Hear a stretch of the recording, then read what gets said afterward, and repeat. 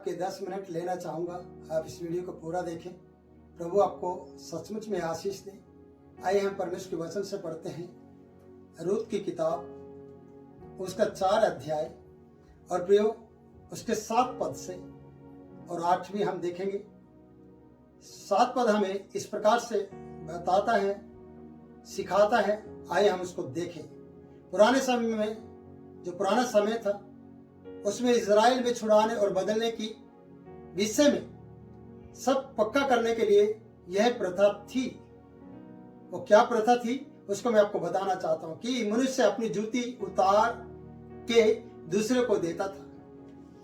जब छुड़ाने वाले ने बहुत से कहा, मैं नहीं छुड़ा सकता, कहीं मेरा निज भाग न बिगड़ जाए, तब उस अधिकार को उसने बोअज को दे दिया।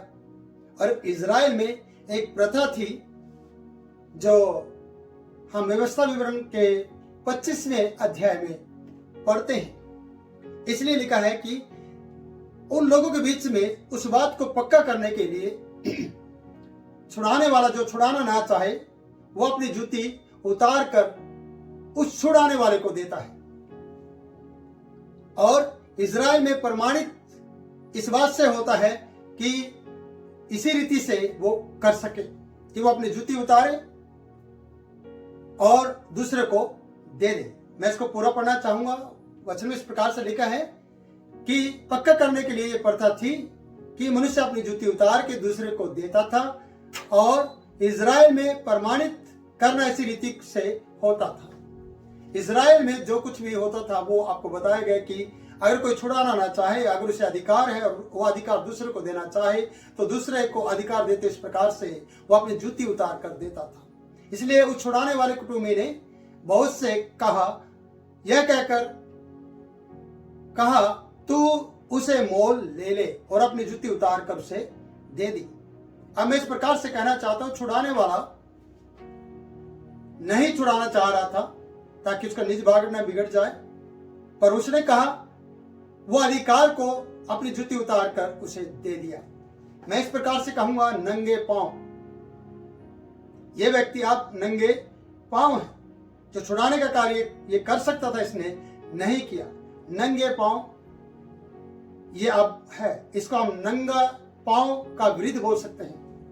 नंगे पांव छुड़ाने वाला इनकार कर गया और अपनी जूती उतार कर दूसरे को दे दी है। और मैं कहूंगा प्रियो कि व्यवस्था विवरण के 25 अध्याय उसके 9 पद में अगर मैं आपके लिए पढ़ता हूं, वहां पर इस प्रकार से लिखा है कि आपको ये आयत का और ज्यादा पक्का प्रूफ मिल सके। वचन में इस प्रकार से लिखा है, तो उसके भाई की पत्नी उन वृद्ध लोगों के सामने उसके पास जाकर उसके पांव से जूती उतारे और उसके मुंह पर थूक दे और कहे, जो पुरुष अपने भाई के वंश को चुराना न चाहे उससे इसी प्रकार का व्यवहार किया जाएगा। तब इजराइल में उस पुरुष का यह नाम पड़ेगा, अर्थात जुत्ती उतारे हुए पुरुष का गहराना। जुत्ती उतारे हुए पुरुष का गहराना, मैं कहूंगा नंगे पांव वाले का गराना। आप सीखिएगा प्रियो, जो व्यक्ति वो कार्य न कर सके वो इस तरीके से कार्य करता है, यह उसका नाम पड़ जाता है जुत्ती उतारे हुए का घराना। पर आज बहुत ने वो जुतियां पहन ली है। वचन बताता है इफिसियों की किताब में, मेल के सुसमाचार के जूते पांव में पहन लो, अपने कमरों को कस लो।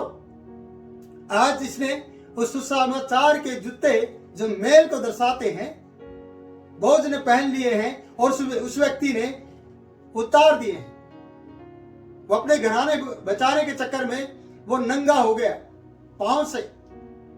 आज इसके पांव में वो अधिकार, वो जुतियां, वो सुसमाचार इसकी जिंदगी में आ गया बोअज की, और बोअज आज छुड़ाने के कार्य करने के लिए तैयार हो गया। एक रणनीति के तहत बोअज ने उस अधिकार को ले लिया और पंचायत के अंदर जूती उतार कर उस व्यक्ति ने दिया। आपको मैंने व्यवस्था विवरण 25 अध्याय उसके 9 पद से बताया है कि यहाँ पर रूत नहीं आई क्योंकि भली स्त्री है, उसकी सिर्फ चर्चा की जा रही है, उसके लिए कार्य किया जा रहा है। जो बेचैन था वो चैन से आज रह पाएगा, आज वो कार्य कर पाएगा जिसने इसने रणनीति के तहत, एक पवित्रता के तहत इसने वो कार्य किया जो बोअज ने करना था। आज उसने वो कार्य को कर दिया है। इसलिए जो पुराने समय की रीति को निभाया जाता था इसराइल के अंदर, वो कार्य हम इस पंचायत के अंदर देखते हैं। मेरे लिए और आपके लिए पहले बार ये बात सुनने में आई होगी कि इस प्रकार से भी होता है क्या? हाँ, जो अपने भाई के लिए खड़ा ना हो, जो अपने परिवार घराने के लिए खड़ा ना हो, मेरे प्रियो, वो जूती उतार दे और उसके मुंह पर थूका जाए। आपको पता है कि ये दशा किन व्यक्तियों की होती है? जो छुड़ाने का काम ना करे।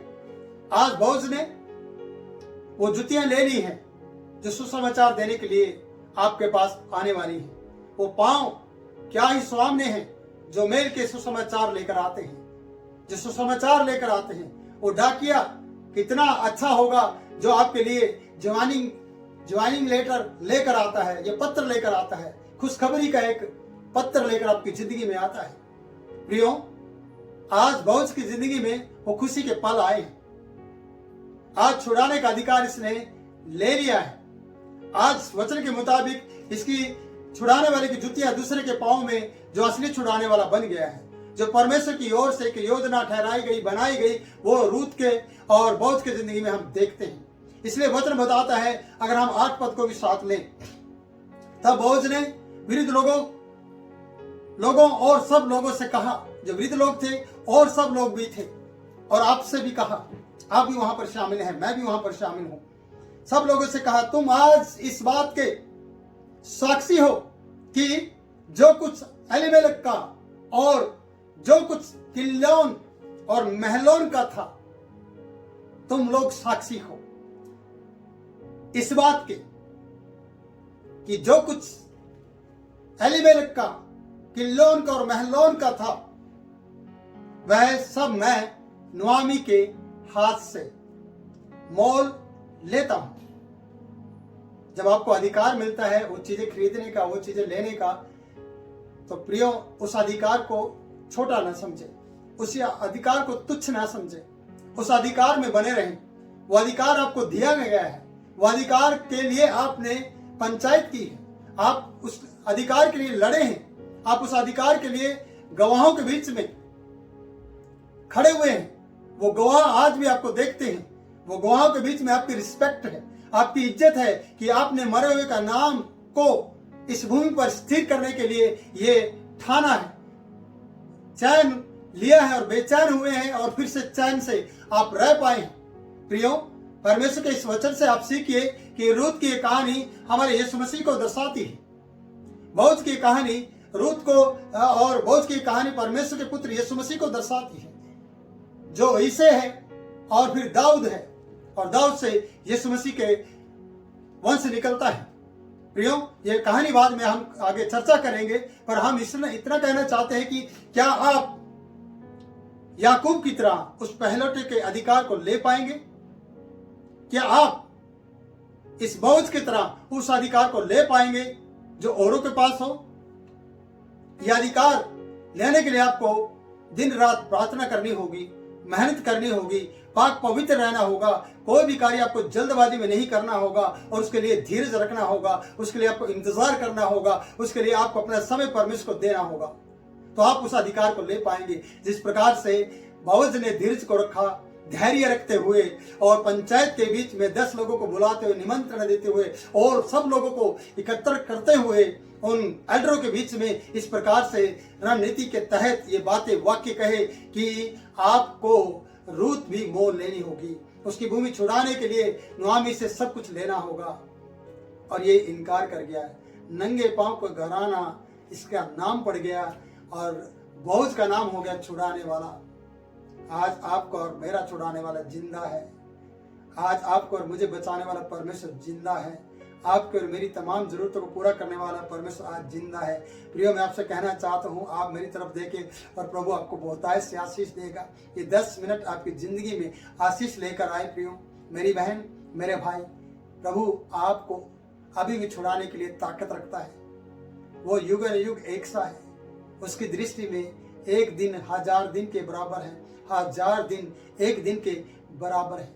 अगर आप लेट हो रहे हैं तो 1000 दिन मत समझिए, वो एक दिन हुआ है और परमेश्वर सब कुछ बदल देगा, आपकी जिंदगी में आशीष लेकर आएगा। ये 10 मिनट परमेश्वर आपकी जिंदगी में आशीष लेकर आए हम अगले वीडियो में जाएंगे और फिर से एक नई वीडियो देख पाएंगे। प्रभु आपको इन वचनों से आशीष दे, 10 मिनट आपकी जिंदगी बदले। और मुझे आप दे इजाजत, मैं आपसे इजाजत लेता हूँ, फिर मिलूंगा नई वीडियो में। प्रभु आपके साथ बना रहे। God bless you.